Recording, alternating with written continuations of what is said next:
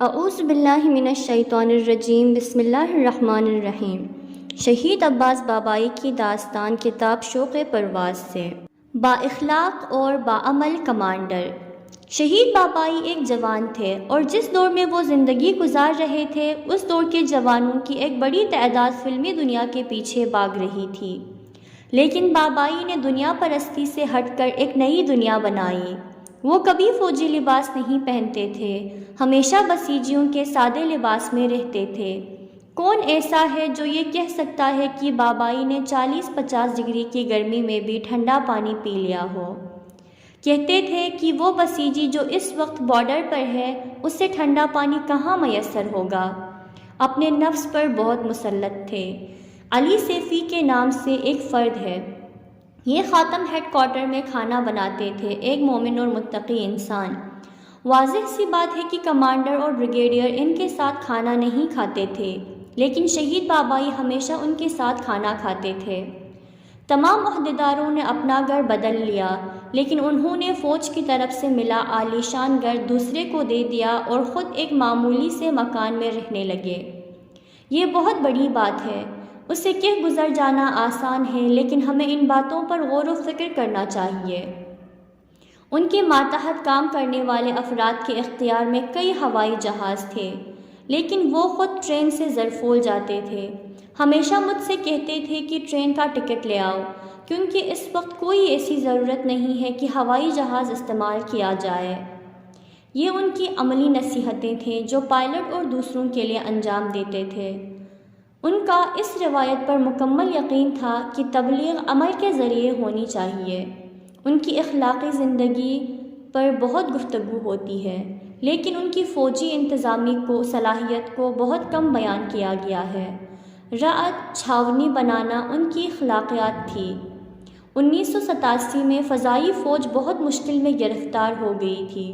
2 ہوائی جہاز بارڈر کی طرف بڑھتے تھے، دونوں کو دشمن مار گراتا تھا۔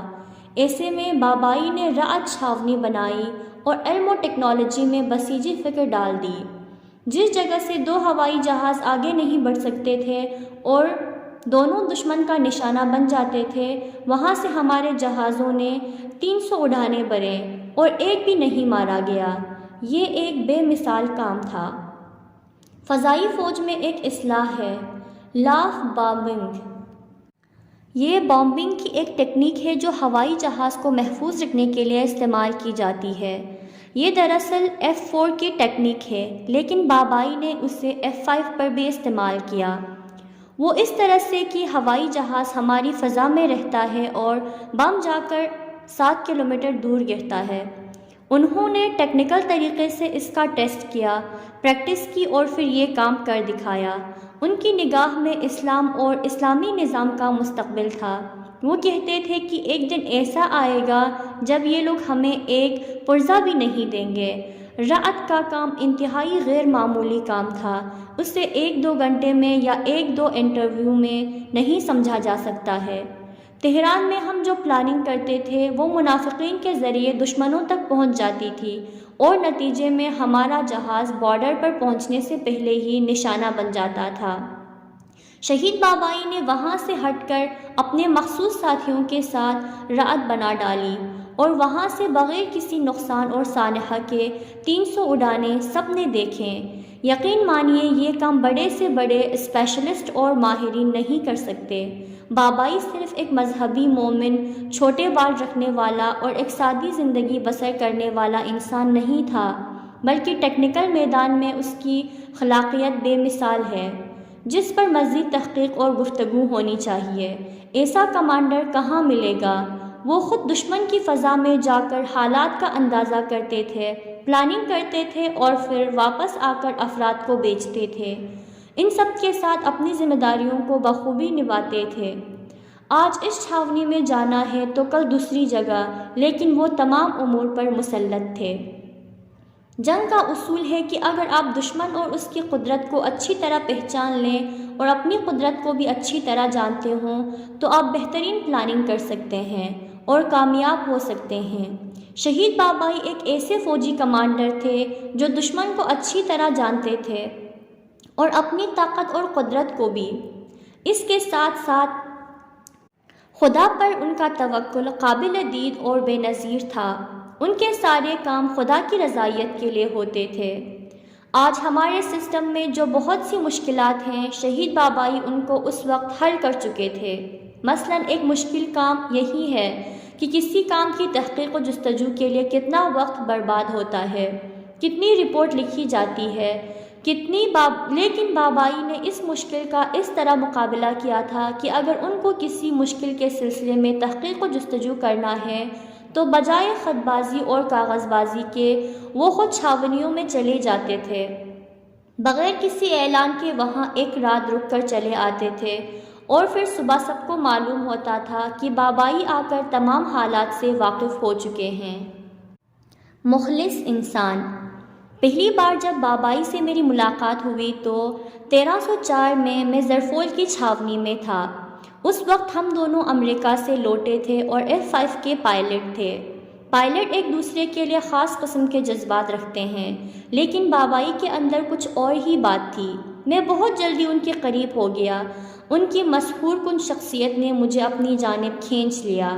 بابائی سے ملاقات میں ان کی خصوصیت جس نے مجھے سب سے پہلے اپنی جانب جلب کیا وہ ان کا اخلاص تھا۔ جہاں خلوص ہو وہاں تمام پردے اور رکاوٹیں دور ہو جاتی ہیں۔ میں بابائی کو اتنا چاہتا تھا کہ میں اس بات کے لیے حاضر تھا کہ میرے بدن کے ٹکڑے ٹکڑے ہو جائیں، لیکن بابائی پر ایک خراش بھی نہ آئے۔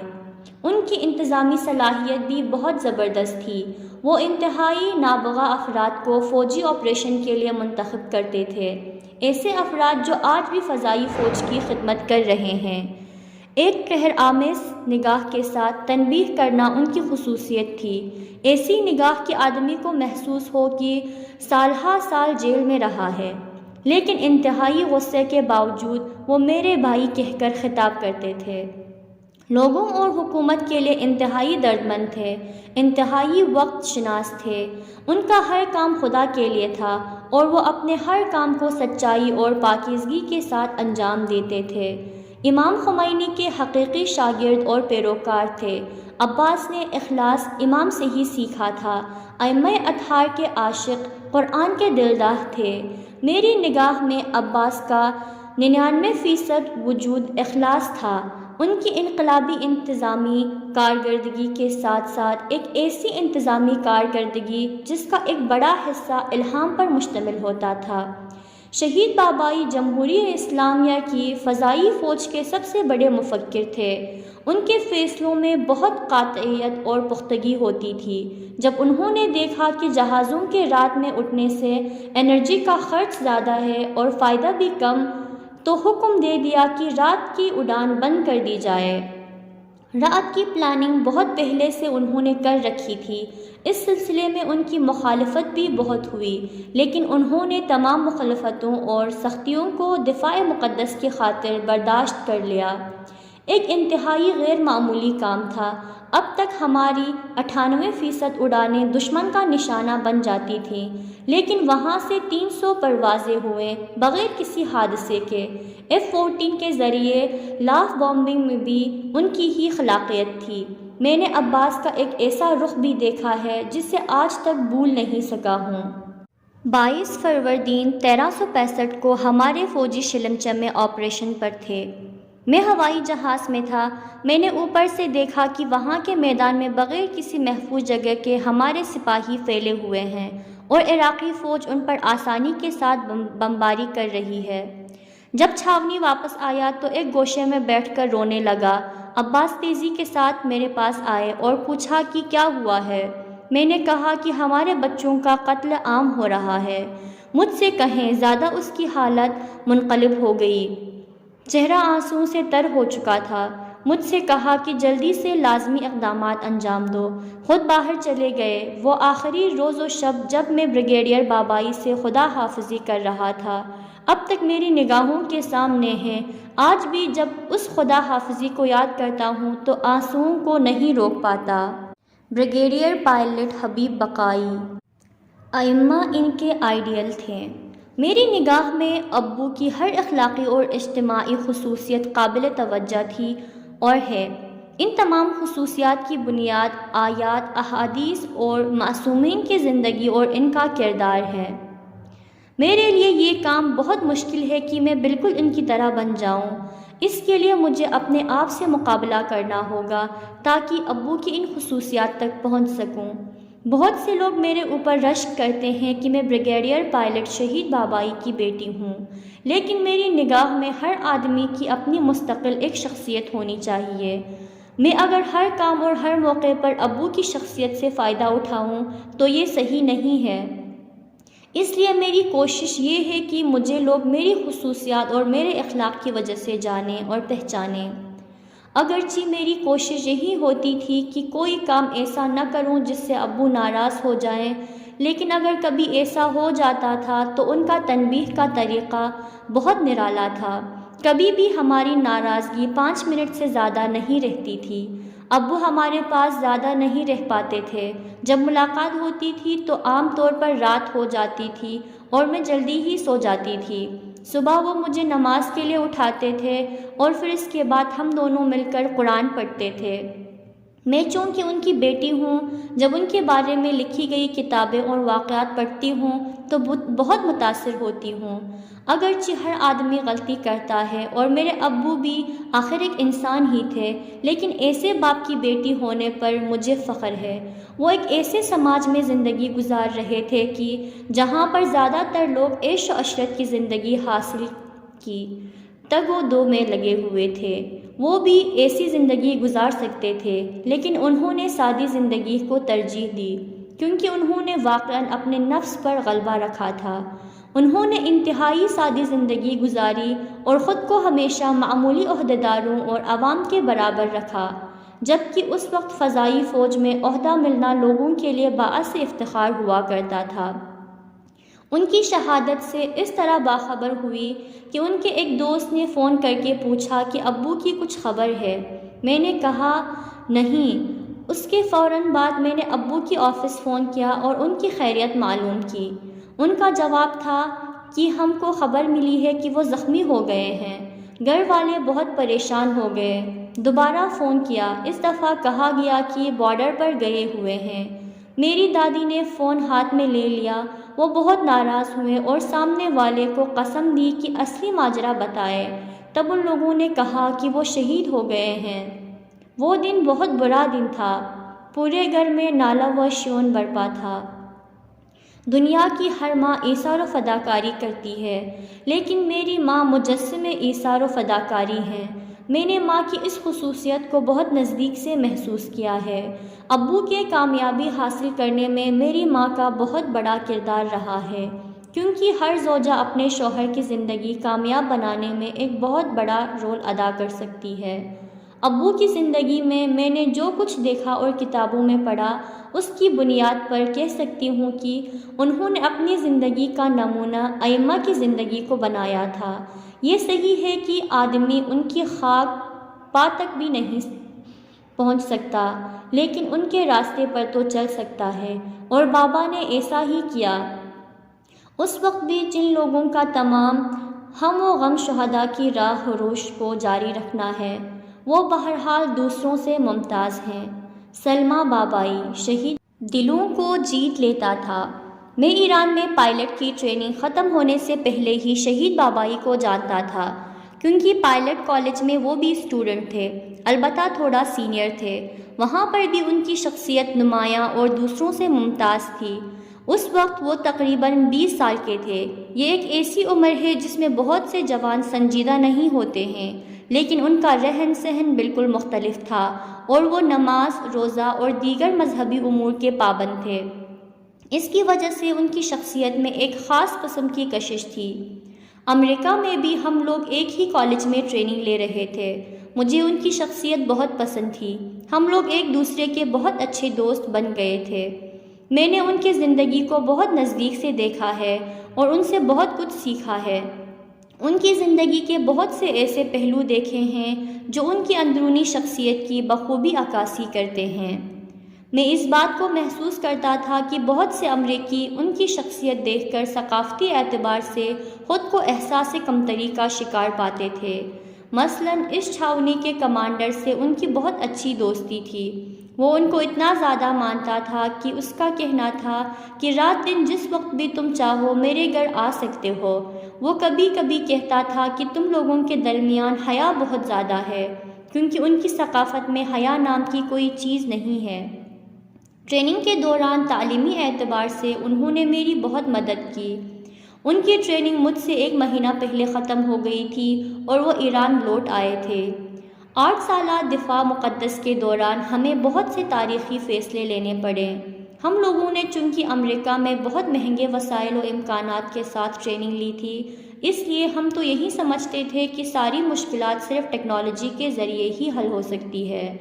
لیکن عباس ایسے فیصلے لیتے تھے اور ایسی پلاننگ کرتے تھے جو ٹیکنیکل اعتبار سے بہت زبردست ہوتی تھی اور زیادہ خرچ والی بھی نہیں ہوتی تھی۔ یہی وجہ تھی کہ عباس جنگ میں بہت کارآمد ثابت ہوئے۔ مثلاً ایک وقت ایسا تھا جب ہمارے پاس راڈار بہت اچھا نہیں تھا۔ بہت سی ایسی جگہیں تھیں جہاں کی معلومات راڈار نہیں دے سکتا تھا۔ مثلاً پہاڑوں کے درمیانی راستے۔ عراق چونکہ صحرائی علاقہ ہے تو ان لوگوں کے لیے بہت آسانی تھی کہ وہ اپنے صحرائی علاقے سے گزر کر ہمارے پہاڑی علاقے میں داخل ہو جائیں اور راڈار پر بھی ظاہر نہ ہوں۔ اس کے برعکس ہمارے لیے یہ مشکل تھی کہ ہم جیسے ہی اپنا پہاڑی علاقہ پار کر کے ان کے صحرائی علاقے میں داخل ہوتے تھے، بالکل دشمن کے سامنے ہوتے تھے اور ہم تک راڈار کی پہنچ بھی آسانی کے ساتھ ہو جاتی تھی۔ اس مشکل کو حل کرنے کے لیے عباس نے فیصلہ کیا کہ بارڈر کے ان حصوں پر جسے ہمارا راڈار نہیں کور کر پاتا ہے، اپنے افراد کھڑے کیے جائیں جو ارتباطی وسائل کے ذریعے وہاں پر آنے والے دشمن کی حرکات و سکنات کی ہر لمحہ خبر دیں۔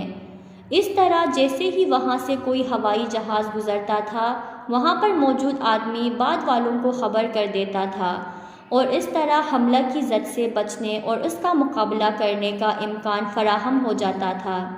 یہ عباس کی خلاقیت تھی۔ جنگی میدان میں عباس کے اس طرح کے بہت سے کارنامے ہیں۔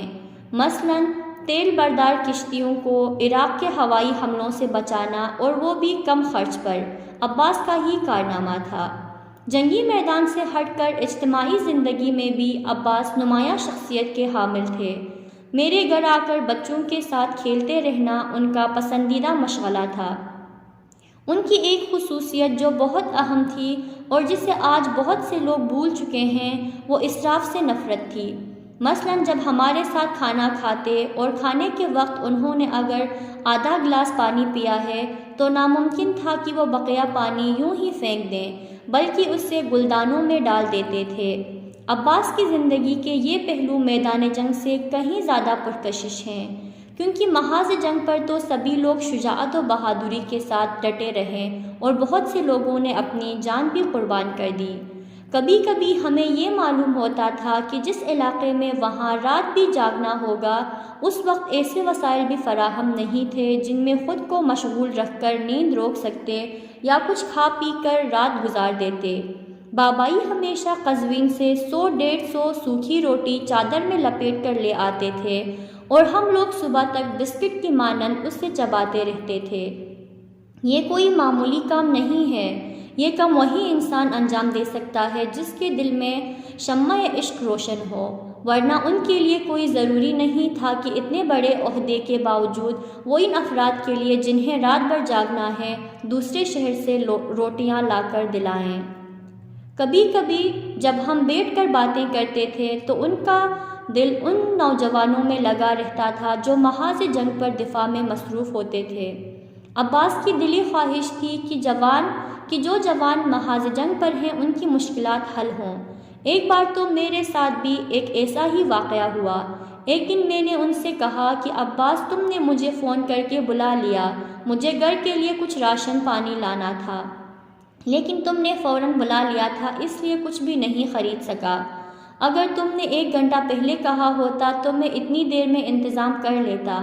دوسرے دن گھر سے میرے پاس فون آیا کہ کہاں ہو؟ میں نے کہا ڈیوٹی پر ہوں۔ گھر والوں نے کہا پھر یہ سب سامان کہاں سے آ گیا؟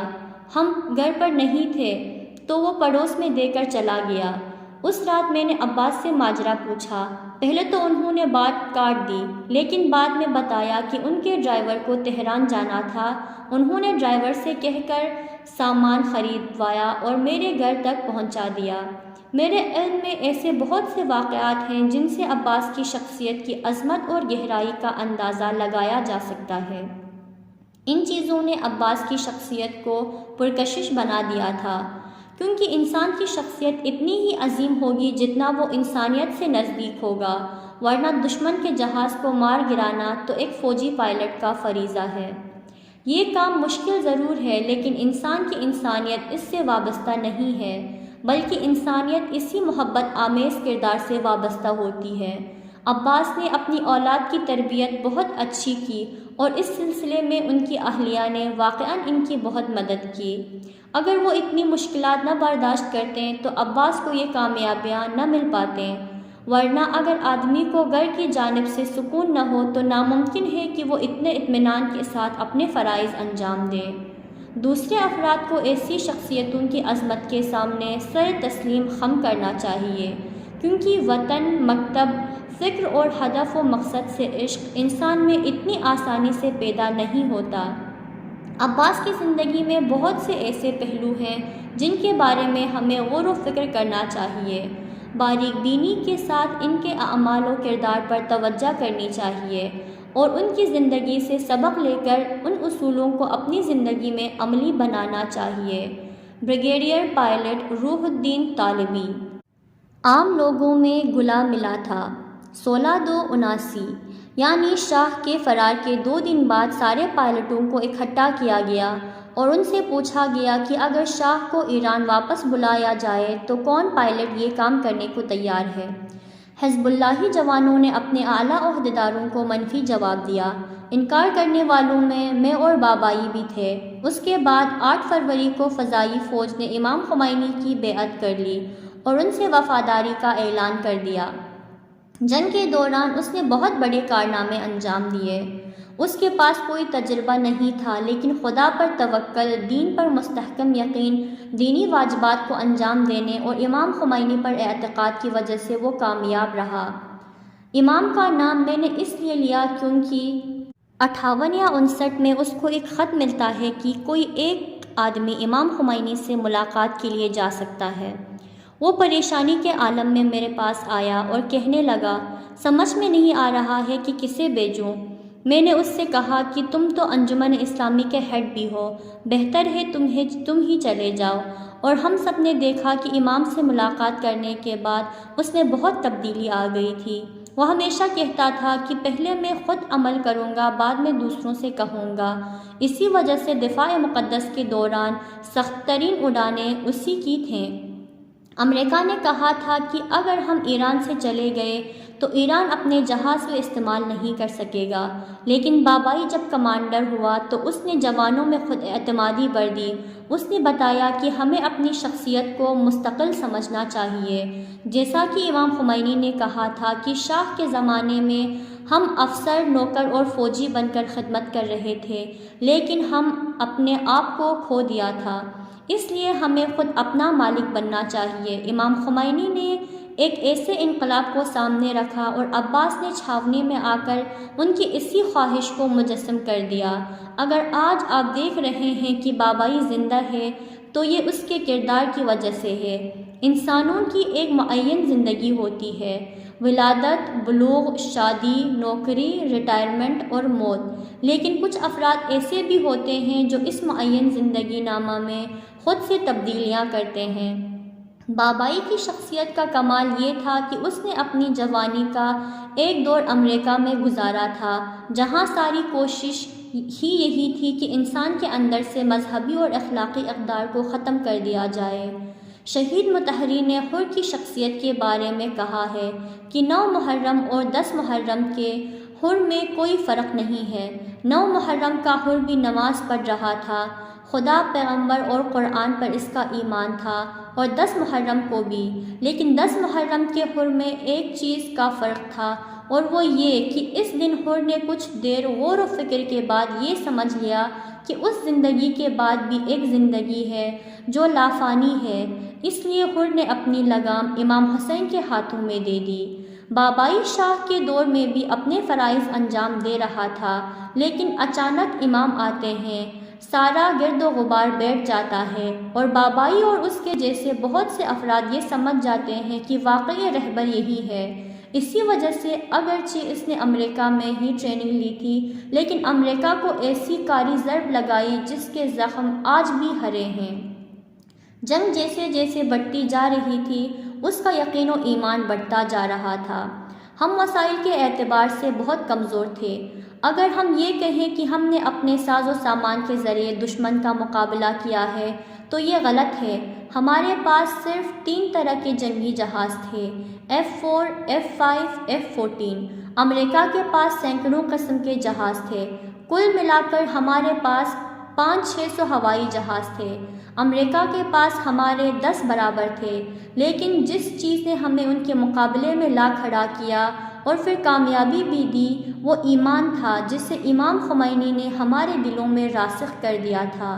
اگر ہم صرف جنگی ہتھیاروں سے مقابلہ کرنا چاہتے تو یہ ناممکن تھا، کیونکہ اس کے لیے ہمیں ہر گھنٹہ پر 1 ہوائی جہاز بھیجنا پڑتا، یعنی پورے دن میں 24 جہاز۔ جو جہاز بھی جانا تھا واپسی پر اس کے پرزے بدلنے ضروری ہوتے تھے۔ دنیا نے تو ہمارا بائیکاٹ کر دیا تھا، ہمیں پرزے نہیں دیے جاتے تھے۔